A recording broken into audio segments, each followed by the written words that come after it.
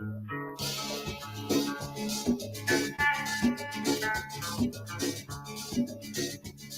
Guyana sing, yeah, Guyana sing, yeah, Guyana sing. One day I've been down with Ghana, and the spicy Tyra on the down. And me ask Sitara what she a do there. Sitara eyes up, she goes and wine like a box done good. Oh Sitara mo mande, oh Sitara mo mande, oh Sitara mo mande, oh Sitara mo mande, oh Sitara mo mande, oh Sitara mo mande, oh Sitara mo mande, oh Sitara mo mande. Lily gal, lily gal, lily gal, lily gal, what make your brazen so? Lily gal, lily gal, lily gal, lily gal, what make your brazen so? I've been funny down and a man hold me down, it that make a brazen so. I've been funny down and a man hold me hand, it that make a brazen so. Look at Nari, let she marry, who go marry, put one go ring, stupid go ring. Stupid lily gal, lily gal, lily gal, lily gal, what make your braces so? Lily gal, lily gal, lily gal, lily gal, what make your braces so? Long, long time, Jenny girl, I we not go back down, Jenny girl, come let me go back down, Jenny girl, come let me go back down. All them boys say, Jenny girl, I we not go back down, Jenny girl, come let me go back down, Jenny girl, come let me go back down. Long, long time, Jenny girl, I we not go back down, Jenny girl, come let me go back down, Jenny girl, come let me go back down. Sango licky love for the diamond the girl hala murder. Sango licky love for the diamond the girl hala murder. Rip rap police come and the girl hala murder. Rip rap police come and the girl hala murder. Rip rap police come and the girl hala murder. Rip rap police come and the girl hala murder. Manin neighbor manin, manin neighbor manin, manin neighbor manin. I don't want your son, I've been manin. When you've been a corruption, you not been tell me manin. No, because your money done, you are hustle for tell me manin. Manin neighbor manin, manin neighbor manin, manin neighbor manin. I don't want your son, I've been manin. One bunch we planted, one string for quarry. One chill black pepper, it's all the money that I want for. Man in neighbor, man in neighbor, man in neighbor, man. I don't want it, but I get money.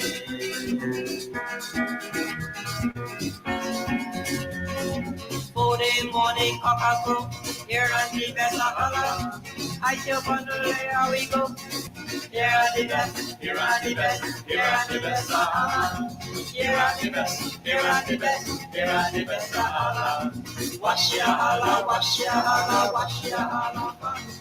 Wash your holla, wash your holla, wash your holla. Here are the best, here are the best, here are the best of Here are the best, here are the best, here are the best of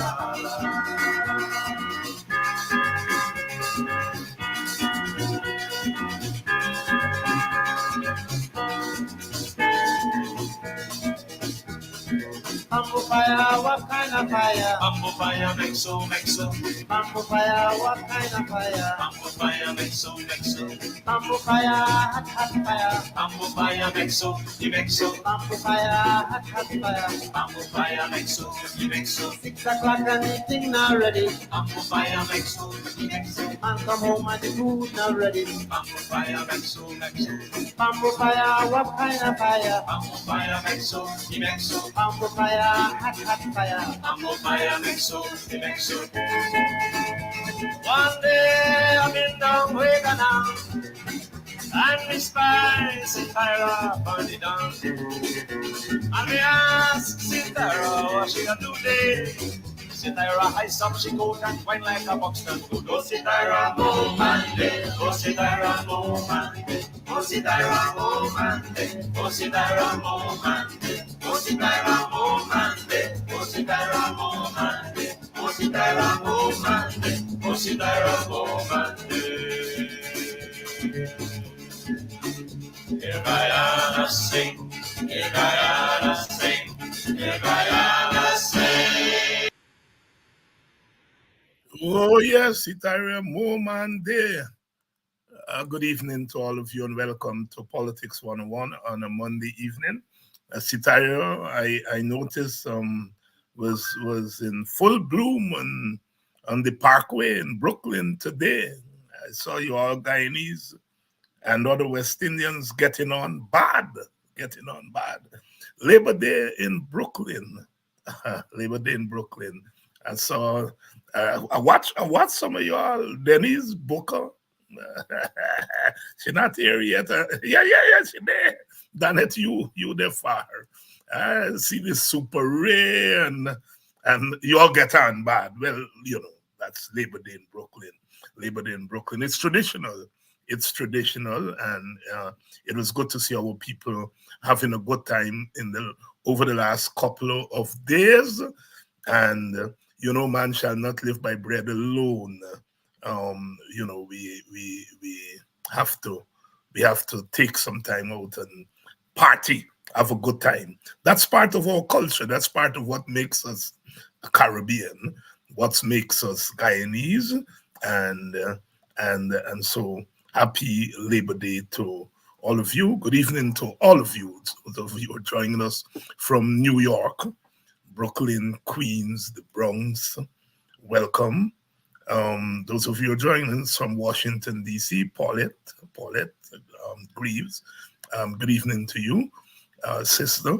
Good evening to all of you who are joining us from other parts of the United States of America. It's Labor Day today.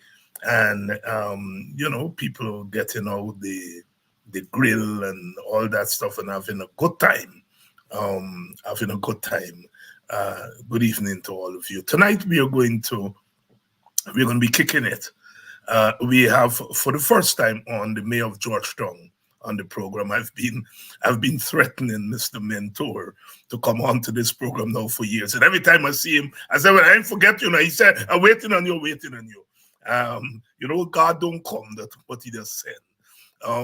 As you all know, the mayor and city council passed a bill. I don't know if it's a bill they call it there, but the mayor will correct me.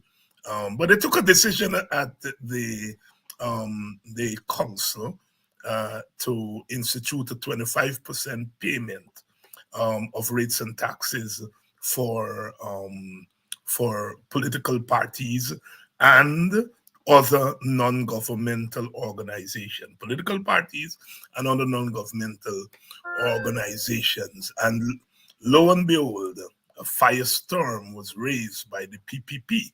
The first day the thing came out, they say, the thing was passed to help the PNC pay off $6 billion in back rates and taxes. $6 billion. Before the end of the day, the report was backpedaled and so on.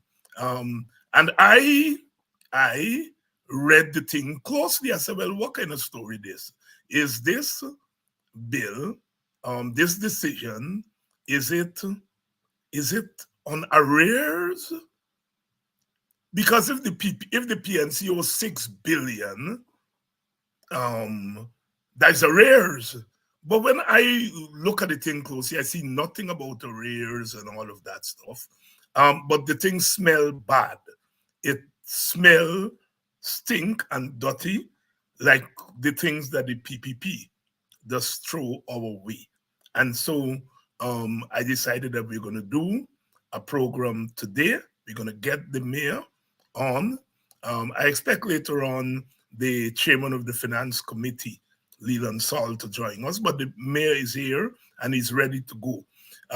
Those of you who bother to read the daily newspapers would have noticed in today's Stabrook News there was a letter there by the mayor, Mr. Alfred Mentore,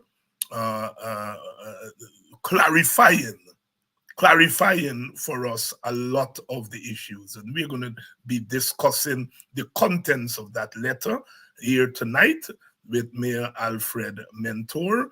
And we're going to take the opportunity, if time permits us, to talk about the wider problem of local government, especially as it relates to the separation of powers between the central government and the local government. Our constitution makes allowance not just for horizontal separation of powers, that is separation of powers between the different branches of government, the legislative branch, the executive branch, and the judicial branch.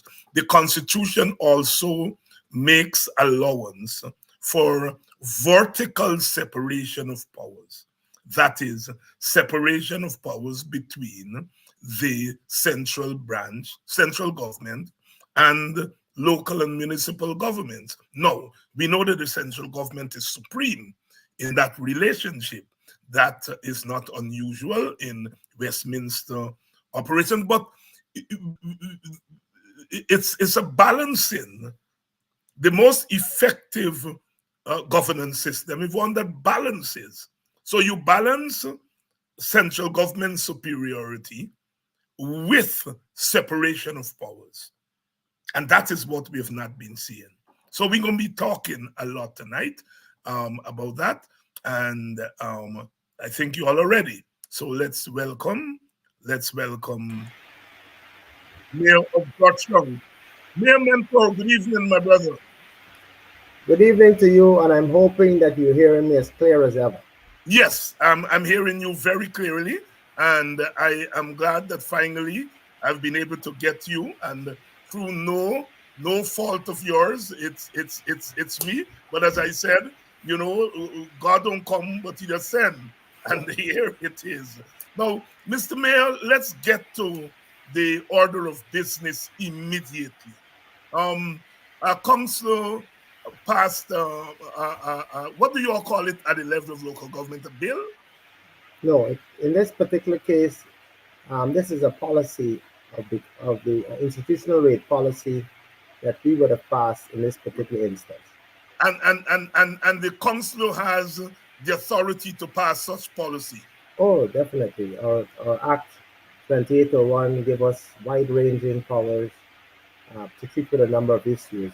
As we all know, under the Constitution itself, it speaks to the powers of the council under Article 75. Gives us the dominion and authority to be autonomous and to treat with local government issues. That is under Article 75.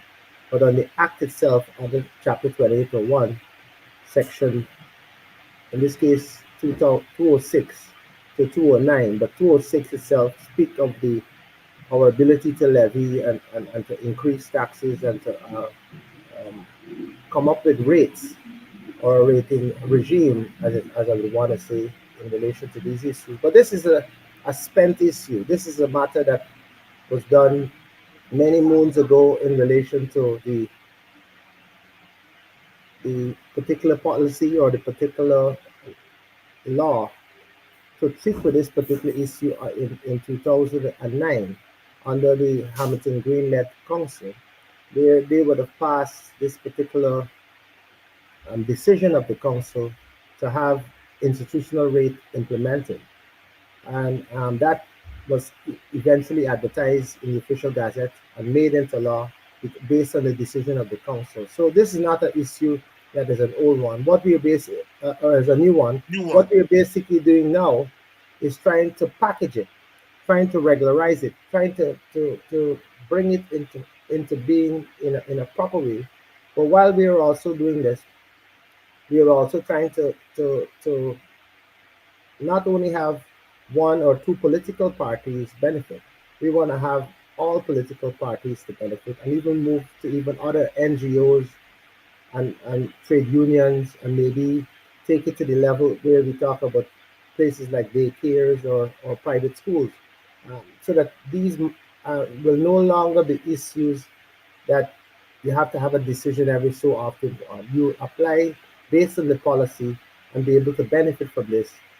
We see these as ways of growing the people within the community, letting organizations be able to reach their objectives. Because under the particular act itself, under section 214 of the 2801, it speaks to organizations attaining their objectives. And if is it we will be hindering such issues to cause these organizations not to be able to treat with this, we would not have been doing a good or giving a good service to the citizenry of Georgetown. So it's really something that we are structuring and regularizing and bringing forth the decision of the council sometime in 2009, which was eventually ratified again somewhere around 2017 while I was there, and to bring into full circle this particular policy, and bring the life to this particular policy moving forward. Mr. Mayor, you have clarified for us right off the bat. This is not a new matter. This matter goes back. It was passed since 2009. That's 15 years ago. It was gazetted in 2017 under Patricia Chase Green, who is now on the other side of the divide. But we didn't hear in 2009, and we didn't hear in 2017 all the noise that we are hearing now. And of course, it gave all of us the impression that this is something that you all came up with the other day, and it was meant to benefit the PNC, and you all are pushing it through. So I'm glad you clarified upfront that this is not a new matter. The second thing that you've done is that this thing is not confined to political parties. It includes non-governmental organizations, and you mentioned you want to broaden it to include daycare centers and other such institutions. So this matter is not a narrow matter that has to do with the PNC, APNU, AFC-led council attempting to do something about back taxes owed by the PNC. Now, you refer to it in your letter today as an institutional rate. Let me get the information, get the terminology. An institutional rate for non-governmental organization. Explain to us what you mean by institutional rate as opposed to other kinds of rates. Well, what we've had over the years is residential rates, and we've had commercial rates. What these particular rates have been in place for some time, and in those rates they have. I have to go back. I want to go back as far as possible, but I might not have those details. But before the residential rate was changed to 40%, it was somewhere around 25, and then moved to 40. Then it eventually moved to 44. So you have a residential rate. Then you have a commercial rate, which is 275%. And when you talk the amounts, it's not that it's 275% of your current market value.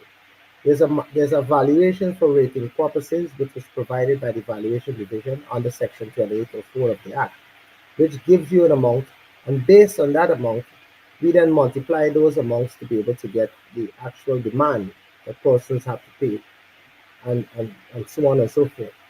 However, an institutional rate was eventually added to the system, and like I said, in good wisdom by the particular council at the time, knowing fully well that not everybody is residential, not everybody is commercial, but they serve a particular cause. They're not from a political standpoint, but they serve a cause, either providing services in a non-profit fashion.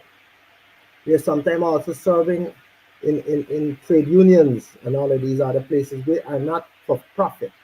They're also, like I said, private schools and daycares and so on, which different person would have had to apply to the to the councils and ask for these kind of consideration, because even though they might be private in whatever way, they are also providing a public good. And these are things that have been put in place over the years so that we can have these kind of rates. So the institutional rate itself, which is 25% of that would be multiplied by that particular figure, that the 2804 or the Valuation for Rating Purposes Act provides, then you get a sum that you have to pay. So we've also explored, I believe when I was at the council early in 2017, 2018 or so on, or I think it's around 2016, I have to get the exact time. We've even explored industrial rates, because remember now we are a country, there's oil and gas, looking at a number of opportunities here and there where you have different kind of businesses and industrial kind of businesses within the system. We've been looking at that particular. I don't think we were able to formalize that particular rate, but it's something we will definitely be addressing so that we can have the different levels of rates. However, even if we will have those rates, we still have to get the buy-in as well of central government, because if we can have to advertise or make those rates into or put them into law, we'll have to get a bylaw to be able to create the one, as I'm saying, the industrial rate.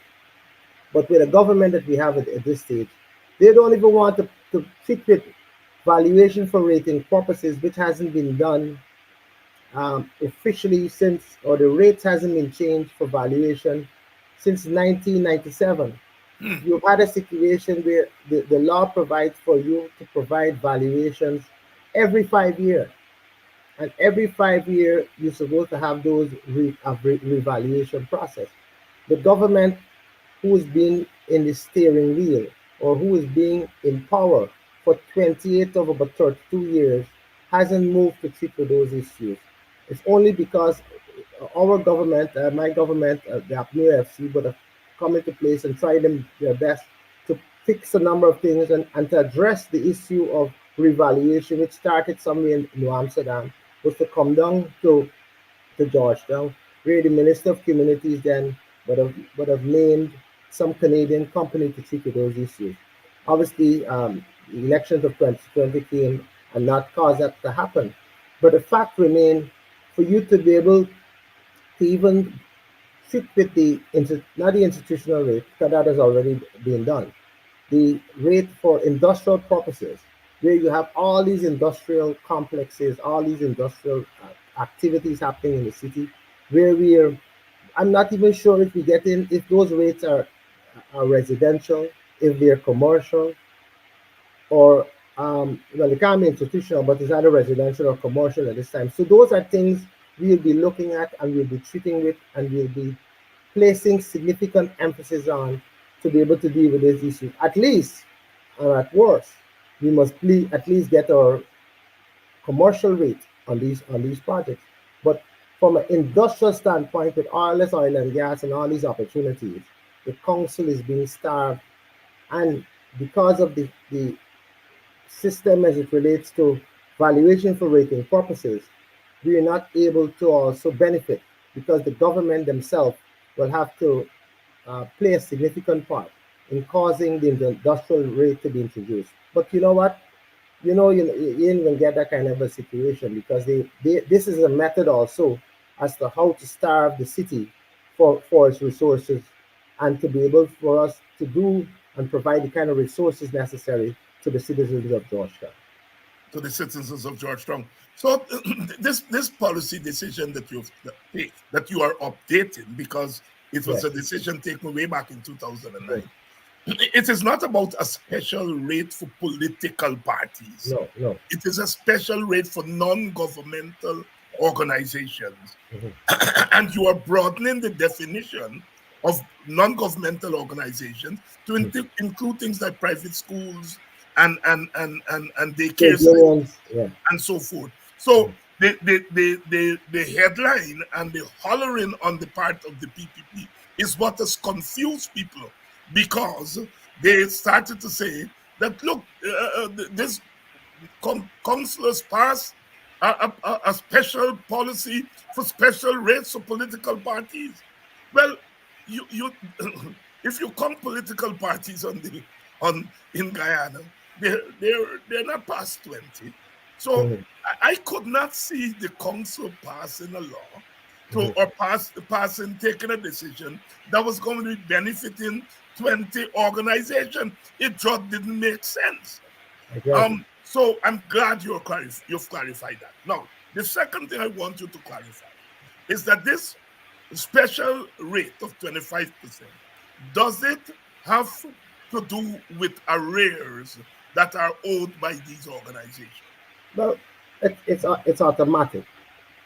Whenever the rate is put into being, or somebody applies for the rate, the valuation, like I said, these things are all hand in glove. There's a valuation for rating purposes. You have to go there and get the rating adjusted to reflect the nature of the institution and what assessment they come up with. Based on that assessment, we now enter it into our system to be processed. And the fact remains, the issue of arrears and demand is not an issue. Whatever comes out and it's placed in our system to be calculated, you will still have a situation where you'll have a demand, and if there's outstanding arrears or indebtedness, that will also be there, and the people will then be required to pay whatever's the demand and whatever is the interest that is applied to that demand. There you go. In case you all are just joining us, especially you New Yorkers who have been out there partying today, we are in conversation with the mayor of Georgetown, Mr. Alfred Mentore, and we are discussing that mischievous headline, that mischievous rumor that was planted out there by the PPP that the mayor and town councilor made a decision to reduce rates and taxes for political parties. The mayor is here and is putting that to rest. We're expected to be joined by the chairman of the finance committee, Lelon Saul. I think he's backstage, but he may not be ready. Mr. Mayor, let's continue to clarify a little bit more this issue. Does this decision have to go to the central government for a final say? No, we don't need central government in any of this. This has been a done issue. This has been a spent issue. This has been a matter that was, like I said, ratified and decided upon at the Council of 2009. It was further gazetted outside of that period. It was further gazetted in 2017. And like you said, under the Chase Green leadership or administration. So I was a bit appalled when I heard her speaking to this particular issue and having selective amnesia on this issue, with her knowing very well that this issue was passed under the council when she was part of the city council, and also ratified again for in 2017, so to make it into law, or for to make it into law, to make it a non-issue. So there's no need for any issue in relation to this. In relation to the rate that I am thinking about looking at and to bring it up as a policy document, and to have that looked at as it relates to the industrial rate, because of the nature of the system. Yes. In those different Houston areas and upper central Georgetown, in the Water Street and these Lombard Street areas close to the river, there need to be a major relook or rethink on the issue of industrial rating, and not industrial rating, Yeah, we have the institutional rating, yes, and industrial rating. So Yes. we're looking at the industrial rating to see or seek to find a solution as it relates to that and to push that particular agenda moving forward. Um, we believe as a council that there must be balance, there must be reasonableness. And we as a council has to be able to look at that and be able to kind of find the kind of solutions for those persons and to make life a lot better. So within various communities and as we all know, parties operate with people. Parties are clothed with people. Parties do things within the community for people. And those parties, in order for them to attain their objective or obtain their goals, there's need for some kind of a flexibility. So we look likewise at the parties, likewise at many other institutions, even like I said, the old homes or those homes that look after persons. We'll be also looking at those persons to classify them or bring them within the framework of this kind of a consideration so that in the future there's no need for them to have to apply to a particular all over through some fancy process. They'll be able to, based on this policy and based on the framing of this policy, they'll be able to be fitted within the confines of it and allow for easy transaction to move that process forward. But while I say that, Mr. Hines, there are a number of persons that are not honoring their obligations. So we have, I'm not talking from that institutional standpoint, but outside of that institutional standpoint, there are a lot of corporate people that owe us. There are a lot of people within the government structure that owes us. There are a number of other people, even ordinary citizens that owe us. I've been checking a list that was provided by our Treasury Department only recently, and I've seen that list, which has a number of different areas throughout the length and breadth of the city, that speak of about over 15,000 delinquent persons. And it's a list that we obviously have to look at. It's a list that we'll have to treat with, and it's a list that we'll have to try and get to the bottom of it and to deal with these matters. I want to also say to you, Mr. Hines, that I heard the Honorable Vice President on this particular matter, and you did indicate him speaking on these issues. But one of my major concerns is that information of rates and taxes has always been a matter of confidentiality or Hmm. private level. I'm a bit concerned that even he went to the extent. I'm not sure where he got his information from, but I will need to have those answers at the next statutory meeting as to how information on people's rates and taxes could be leaked to any and everyone. And if is it that we're going to move or operate in such a direction and to want to deal with this issue in such an open fashion, and that the veil has been removed, or the veil of secrecy or the veil of confidentiality has been removed, then it will be a case where we'll have to look at the level of the council where a motion will have to be passed to allow for us to look at these various accounts, reconcile exactly who owes what, and we will have to start making all, either from government side, from citizen side, from corporate side, or all these commercial businesses and so on, we'll have to make it public.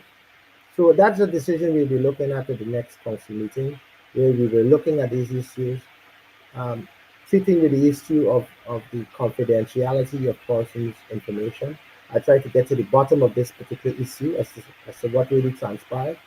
And then when that information it comes to us, we'll be making a decision as it relates to this as to how we treat other future persons' confidentiality of information. If it's a case where it's the gauntlet has been thrown out and that it's a case where everybody information gotta go public, we will so do.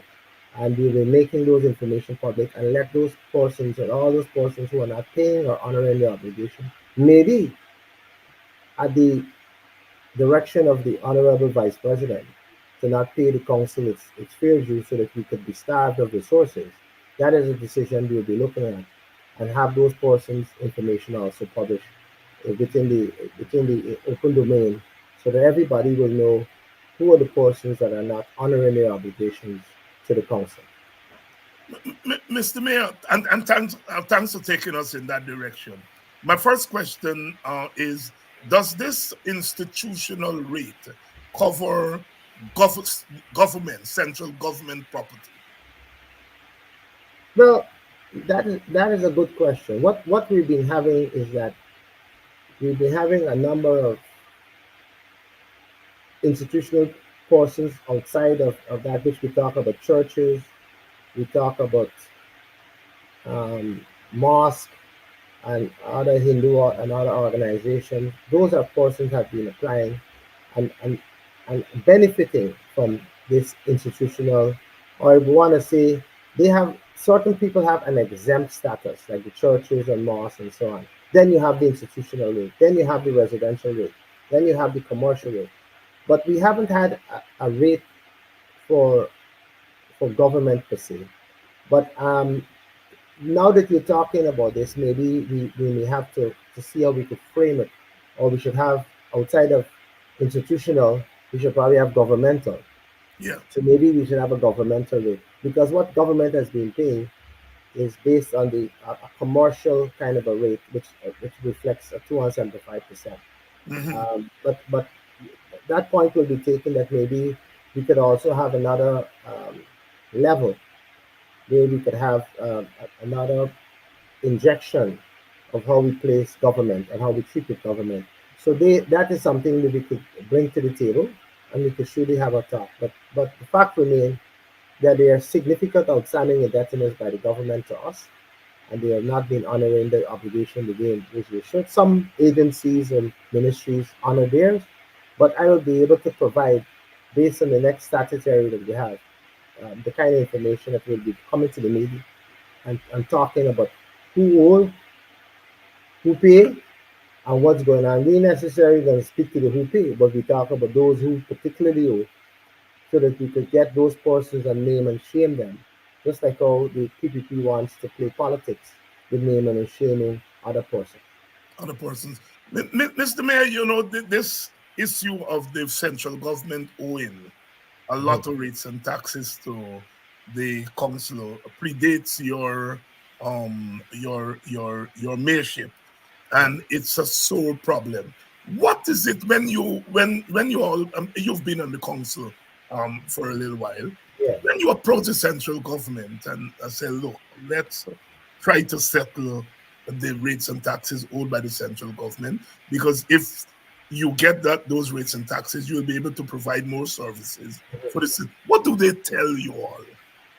Well, I have had reached out to the finance minister on many occasions. We reach at various functions, and he always indicate that Mr. Mayor, outside of me being mayor, I was deputy, as you said, and but I've always been responsible for ensuring that the council pays debts and finding new ways in which we could get people to come to the turnstile, as looking at other innovative ways to generate and use our age-old assets to be able to finance the council's businesses. But whenever I reach with him from time to time, he's always very, I want to say, very optimistic about us finding a solution. He always suggests that we need to meet, but we ain't meeting. So it's some time now, I either as deputy mayor, now as mayor, we've met on a number of different occasions, and we've not been able to commit to a date when we could have a roundtable discussion on these matters. But I'm hopeful that we can do that shortly, and with all that is happening at this particular time, with all of these different transgressions or these issues flying all over the place, I'm pretty sure that in the shortest possible time, I believe we will have to have a meeting to treat with this issue about government honoring its obligation to the council. Mr. Mayor, I have to ask this question. When the coalition was in office, was there any attempt to come good on paying the rates and taxes to the city? Oh yes, they did their part. they would have honored a number of obligations that the different organizations that could fall under the government had. They've paid some significant sums, and obviously, you know that there are many times we they had no business to go and ask for some bailout or no this and no that because these obligations were actually honored, and they have done so diligently. This government come back into being. They fell back on their obligation to the council, and there are some other accounts that weren't settled while the previous government was in power.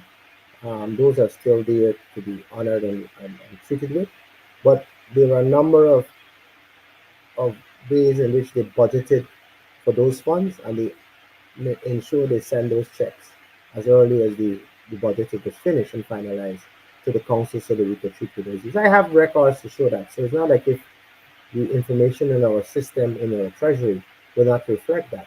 It will surely reflect that position so that we can know um, who are the people who trick with their issues and who are the people who bluff about these issues. Mr. Mayor, you obviously touched on the fact that we are a transforming economy. A lot of big buildings are going up in and around the city. A lot of Guyanese who are coming home are looking at all these big buildings and say, Guyana is being developed. But you have told us here that the city council has not been benefiting from these buildings because you have not been able to get the industrial revaluation and a kind of Well, outside, reform.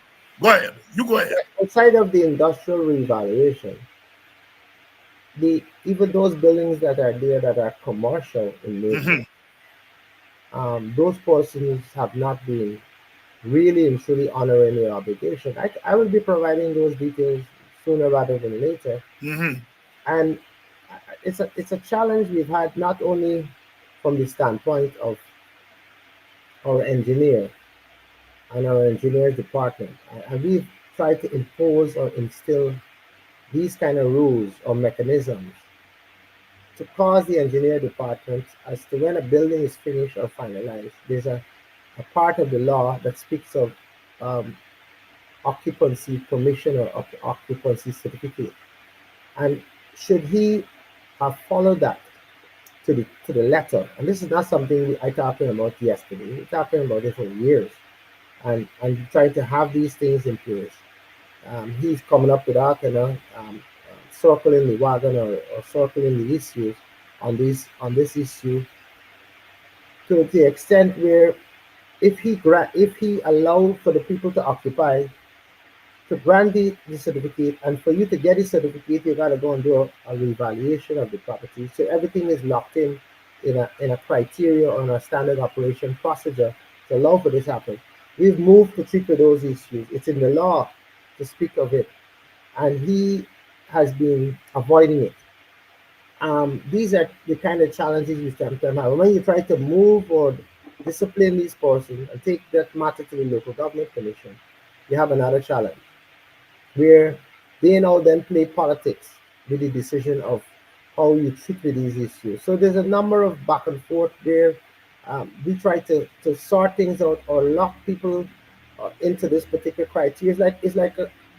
I remember years ago, I'm not sure if it's happening now, but for you to have gotten a gun license or any other particular license, you ought to have shown how you up to date with your general tax, how you up to date with your return tax, how you up to date with whatever. These are things that you have to put in place to comply and to cause you to be able to benefit from these kind of situations. Let's say even with the banks, we have a situation where if the person have to get a mortgage or they're selling your property, obviously you gotta get a compliance. So we lock even the mortgage into you're having to comply with the civic responsibility of the council. So these are things that different organizations buy into with us. But our own officer, one of our own officers, are not sitting with this because he's suggesting that if I should tie into some certificate, I sign in off on the people quality or the soundness of their building. And these are the kind of excuses you get from different persons. I said to him umpteen times, you are the city engineer of the council. You're protected by the council. Whatever you sign is on behalf of the council. So if there's any issues that relates to those issues, we will be able to treat with those matters from a council perspective. You are not the council. You are an engineer of the council. And these are matters that I'm saying that sometimes go in the direction which you don't want. And then when you try to really and truly push these things or to lock them into this particular criteria, you don't get what you exactly deserve. And that's how some people miss the net or miss the opportunity to tie them into this kind of a situation so that maybe all those thousands of buildings that went up, had we tied that kind of an arrangement in, I mean, I have came around and looked at it and looked within the law as to how we could treat with it. As a matter of fact, I have particularly raised that issue so that we could be able to deal with that, so we could have that criteria. But previous councils didn't do that, and maybe caused a number of persons to escape that net and to escape not honoring their obligation to the council. Mr. Mayor, I have to move to a subject that is quite controversial. I'm sure you would anticipate. I'm talking about the vendors question. A couple of months ago, I happened to be downtown. I think I was at the court. I was at the court, and there was a commotion across the road by Demico, and I saw the journalists running over who were there at the court covering the matter that I was there for. And I went across, and I saw what you call it, anyhow, this thing ready to forklift, a kind of forklift ready to dismantle and take away the vending, little snackets and so on of people vending in front there. And he was ready to lift, and there were women, they were hollering. And I got across and I intervened, and I asked the men who were operating the machine who authorized them to do that. And I think they said the city engineer. I may be wrong.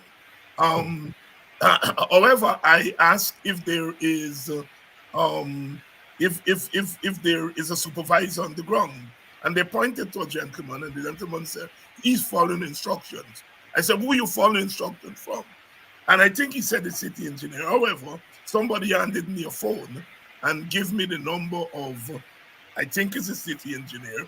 I called him and I told him what was happening. He said that they had given the people several notices, they weren't moving, and he's adamant that he's removing the structures today.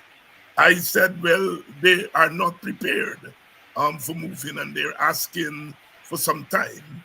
He asked me how much time. I asked them, and they said at least by the end of the afternoon. And he and I agreed that this was about 1 o'clock or so, that he would give them up until 5 o'clock in the afternoon to get their things removed, which I assume they removed. What I learned there is that this removal of vendors is not necessarily something that comes from you. So clarify. I'm glad that you mentioned that. Yes. Because what we've been trying our best to manage with the vendors, manage our roads, manage our various spots where those persons ply their trade. And as we all know, vendors is very important to the society, to the economy, to families, for persons who have to pay their mortgages, for persons who have to pay the thing at courts, for persons who have to pay for the car loans and all these things. They are human beings who are plying a very innocent trade, and it's something that we have been looking at. We know for a fact if we can't provide vending spots or vending places for everyone, within those various markets and so on. But we're working on that, and I'll come to that at this after I answer this question that you spoke about. But the fact remains that the statutory responsibility doesn't lie with me. Mm-hmm. It lies with the town clerk and the engineer Mm-hmm. as it relates to these issues. So whenever the people sue in this instance, they sue the town clerk or the engineer who has statutory responsibility or within the 2801 outside of even what the council has to treat with to deal with these issues. So um, we try our best to see how we could stall on those matters, find ways in which we could treat with them. We've had these challenges of these mandamases that we've been having at the level of the court to have those portions removed even around Damico, even around Monsoirs and so on. And I've worked with either Monsoirs or the Damico to be able to to let it be staggered so that at least find a way to see how we could treat with these issues. So, but recently we've had some studies done. And this is not studies that started yesterday. This is studies that started last year, September, October, when I would have gotten into the office. And we've been working with persons that were led to us through the diplomatic community. We all know that you could work with the different diplomatic bodies and see how they could help you or how they could lead resources to you through either some technical person or so on and so forth. So we were able to get access to those kind of persons, and those persons were able to treat with us.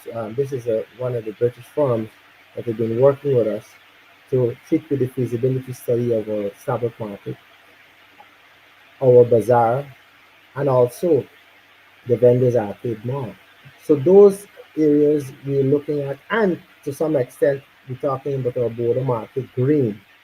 So Mm-hmm. now we could really and truly look at those issues, come up with which means we're coming up with real solution, coming up with a situation where we can create more stores, more opportunities for persons to go to those stores, more opportunities for those persons to have a place that they could call their own, a place that is an asset that they could transfer onwards to their family and the next family and on the other generational person. We are really and truly creating a way in which those persons can have ownership of something. They can't own the road. You can only use the road. So we want to be able to treat with those issues. And I strongly believe, as mayor, that the government themselves, because these persons not only didn't meet with me, they met with the government. They met with other agencies. They're dealing with finances and all of these things to look at these matters. But they will need some kind of a support because this alone cannot happen only by the mayor city council alone. It needs to have the bigger hand.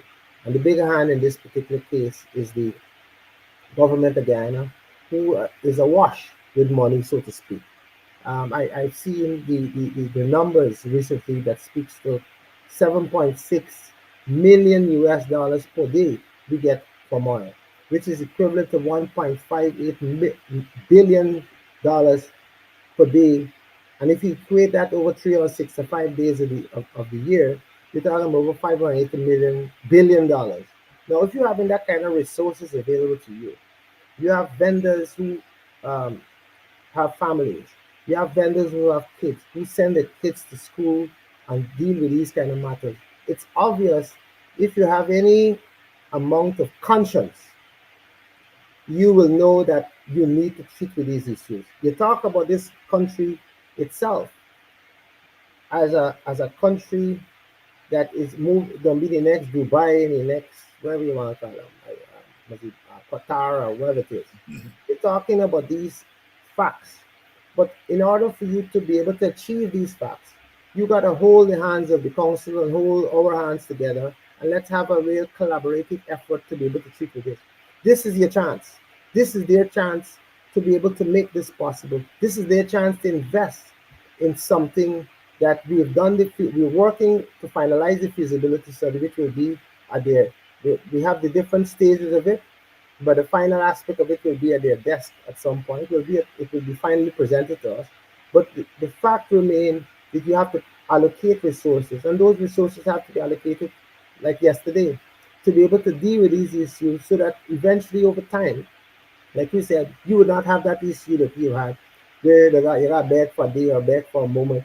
These people will be housed properly, they'll be put in a place that makes sense, and that they must be certain about their livelihood, or when they're going out there today, I ain't gonna hear some constabulary or some police come to move me or some city engineer come to move us. Because this will be a settled issue, and one where the only thing left for the city council to do in relation to this is enforcement and ensure that persons don't go back on the streets. But we have a street that we could clean, we have a place in which we can address, but all vending will happen at the Starbuck Market, to some extent the bazaar, to some extent the vendors arcade mall, and what else we could treat the vendor, the green of the border market.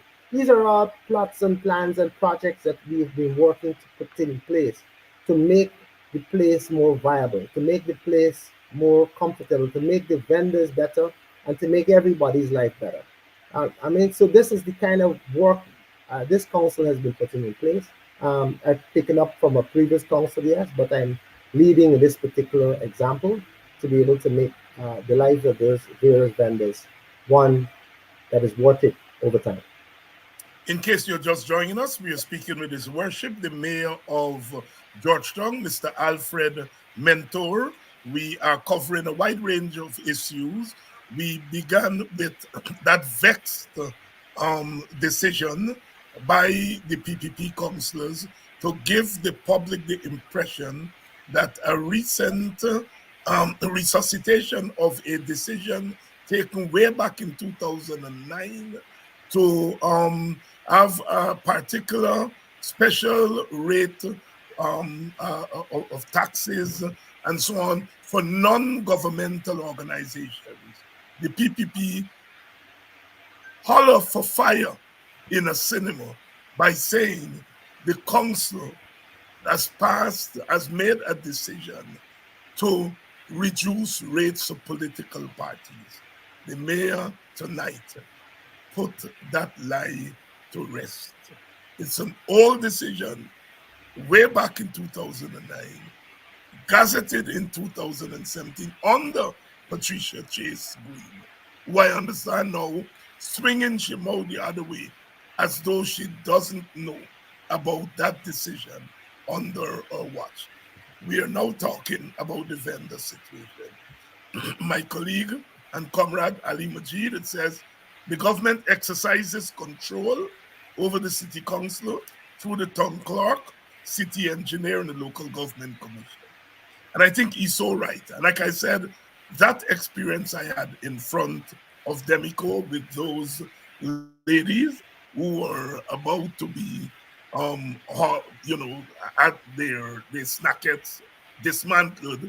With all respect to the engineer, when I spoke with him, he was respectful, and it didn't take me 5 minutes for him to agree to give an extension of a few hours. Mr. Mayor, to watch the inhuman ways in which vendors have been historically treated. You know, when I spoke to those ladies that day, they said, they're depending on the sales for today to buy food to take home for their children tonight and to prepare things to come back to sell the next day.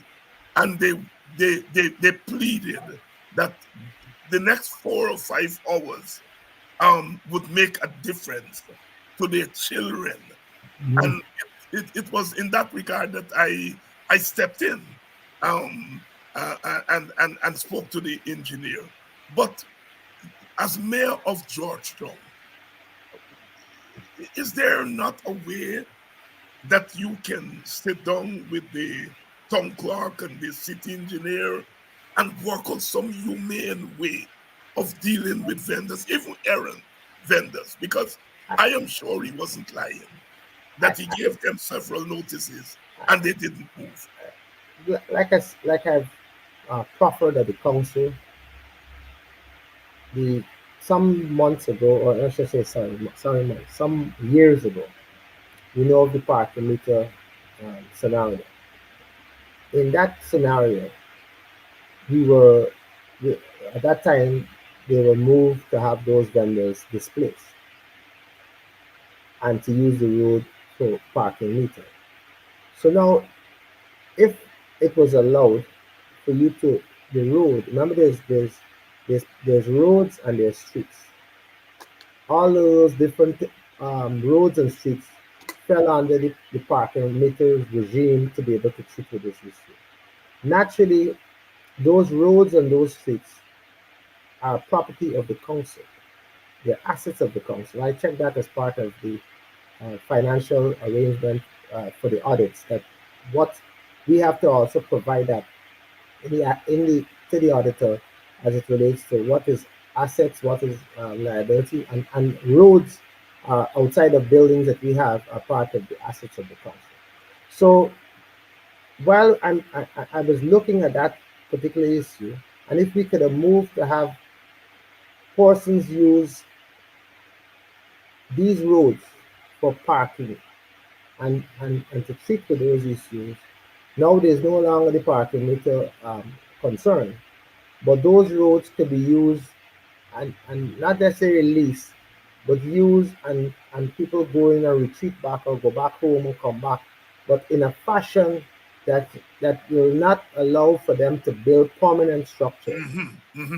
And I've looked at that to the extent where I spoke about that issue at the level of the council, and it's something that outside of us dealing with the treating with the town clerk and the engineer, it's a way of how we could find a solution or a common solution that is workable for all, so that we have a win-win situation. And that win-win situation is something that I want to explore, want to treat with, and will have to treat with for a period before I get to the point where we have the Starbucks market redevelopment done, and we have at least another 1,000 stalls there, another how much wherever. Because in the fact of these different stalls that we're talking about, you can have at least 2,000 to 3,000 installs within the various markets, and that will be able to take off the issue that we're talking about.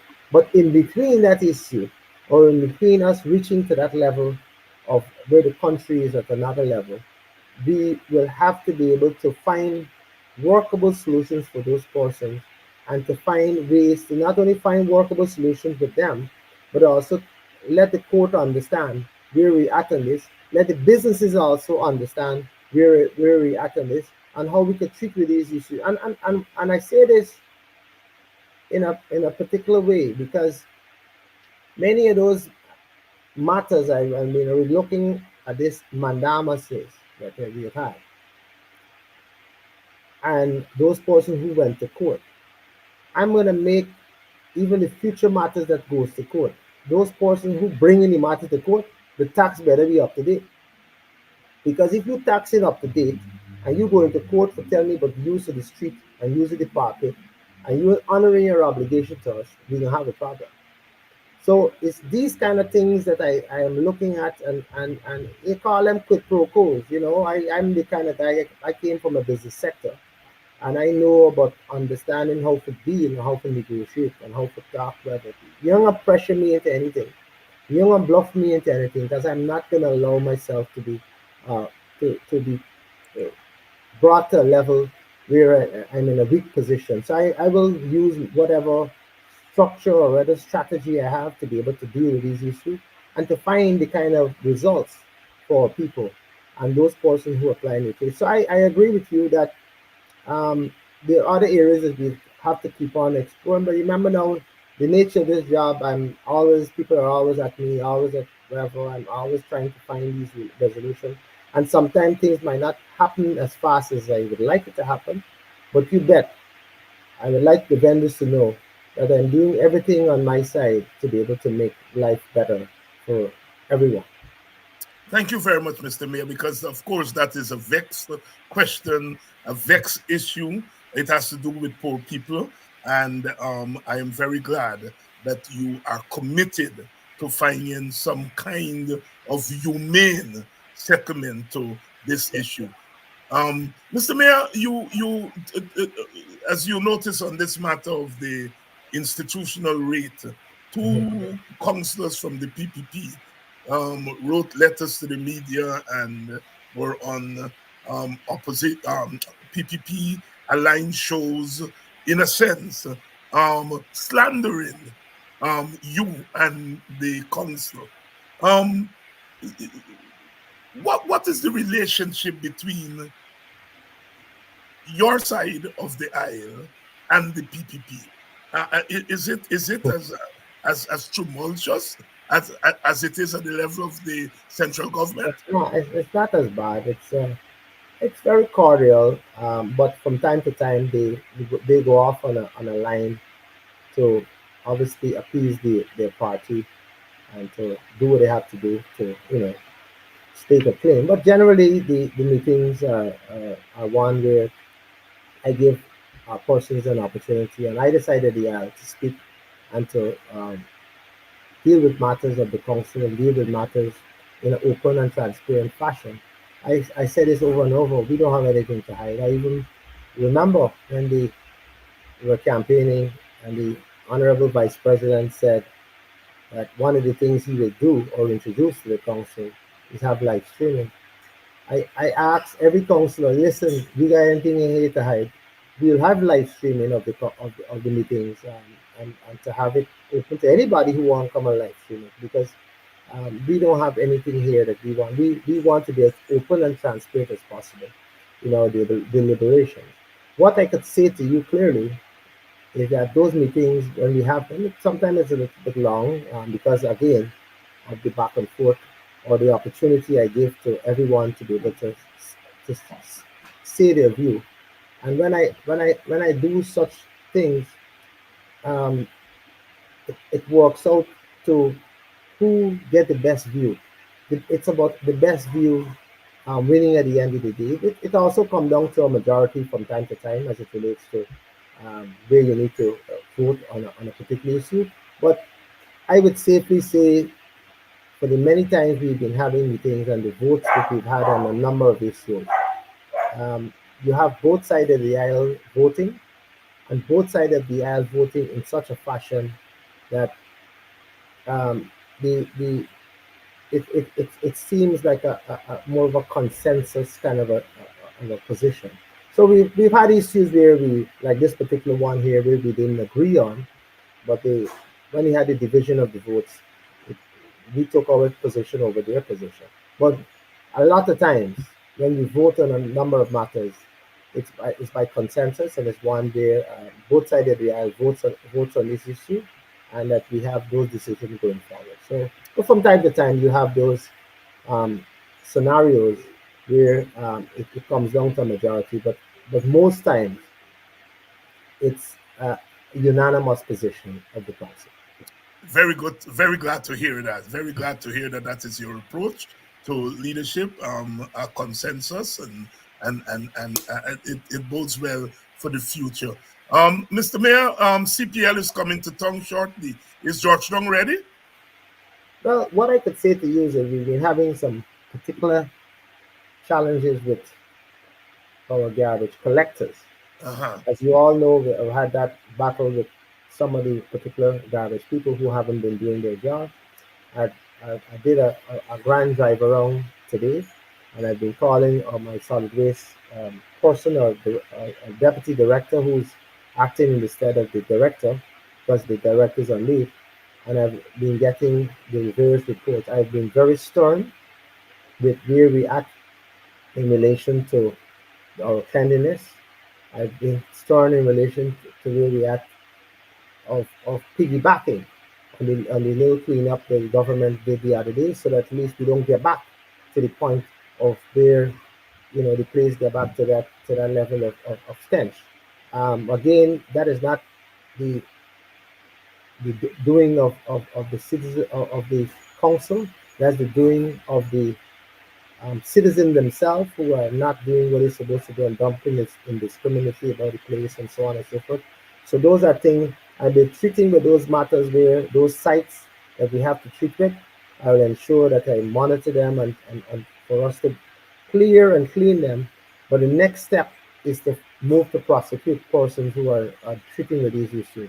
We just can't continue to have people do as they like and as they feel, and to let the place in a certain way. We will also be working with the private sector through the Georgetown Chamber of Commerce to have all of their private sector businesses have receptacles right across their businesses and so on, and to be responsible for them as our contractors come and pick them up. You can't have the citizens within the residential area providing receptacles for you to pick up, and then you got your stuff dumped anywhere across the roads and so on for our guys to come pick you. Either have you have to have them in receptacles, have them properly organized, and treated with so that those contractors that we have come and pick them up. We'll also be working to have some more skip bins around the place for those vendors at strategic locations so that those persons could also place their garbage in a proper way rather than looking for the next place to dump it. And we'll be very watchful of this. And as we go along as well, I think we're working with some cameras and some um, different companies where we'll be treating with a number of issues concerning that so that we can have persons monitored and also locked up. So there's a number of matters we have to deal with and to sort out and to get people to comply. But the fact remains, we're reasonably on top of our game. I must say to you that I've spoken to the solid waste person, and they're treating with a number of issues. I don't want to say exactly what I said to him today and what I expect of him and the department, but we're on top of that in relation to how we clear and clean certain areas and how we get those areas very ready so that even while people visit our country, they'll be visiting a place that is cleaner, is healthier, and is a place that people will truly enjoy while they're here in Ghana. The mayor of Georgetown is worship. The mayor of Georgetown, Mr. Alfred Mentore, you spent the last hour or so with us, responding to a number of questions. We haven't really exhausted all the issues we want to deal with. So this will ensure that the mayor comes back, and we've tried to get the mayor back here as often as possible because some of you are saying here that you don't hear from the mayor a lot. Well, the mayor can't force himself on the media. It is up to us, both on social media and on traditional media, to reach out to the mayor to get him to come to speak with you. Mr. Mayor, as we close out, any thing that you want to say that I didn't get to ask you about? Well, I'm glad that you offered that final question. What I would like to say to those persons who might not see me, I'm in the medium of every other day of this in this country. For some reason or the other, some person, there's some interview, there's some whatever case. So I know I'm very much visible and very much there discussing matters of the council. Outside of that, I would truly like don't let us be the first and the last, because it's a long time we've been talking about this issue of me coming on this program, and it's not by my doing. It's more merely by you who have not reached out the way you should to me and to have me on your program. So I'm glad to and to be on your program, and I will welcome any questions whenever you have them. Outside of that, to close, Mr. Hines, or Dr. Hines in this case, I would like to speak to a particular part of what some of the other things that we're doing, which I think we didn't get a chance to touch on. But in order for us to benefit from the fiscal transfer of there's a particular act, the Fiscal Transfers Act, that the city is treated with differently because of its geographic nature, because of the size of the population, as well as the taxes I think that they receive. Under that act itself, it speaks of you have to put certain things in place, and we've been working steadfastly to have the last 8 years of our accounts fully audited. It's something that should have happened a long time ago. I must say that even on the previous council. I know we've always had audits, but I didn't realize it was specific to this and specific to that and specific. So we have had the audits every year, but it was specific audits by the Auditor General on certain things they want to treat with.